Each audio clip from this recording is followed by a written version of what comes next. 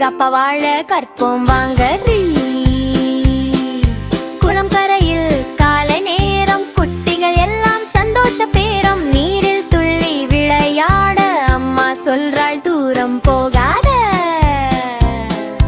வானம் மேலே ஒரு நிழல், அம்மா கண்கள் சிறு குழப்பம். அது கழுகு பாப்பா கவனமா இருங்க, அம்மா கிட்டே சேர்ந்து நடுங்க.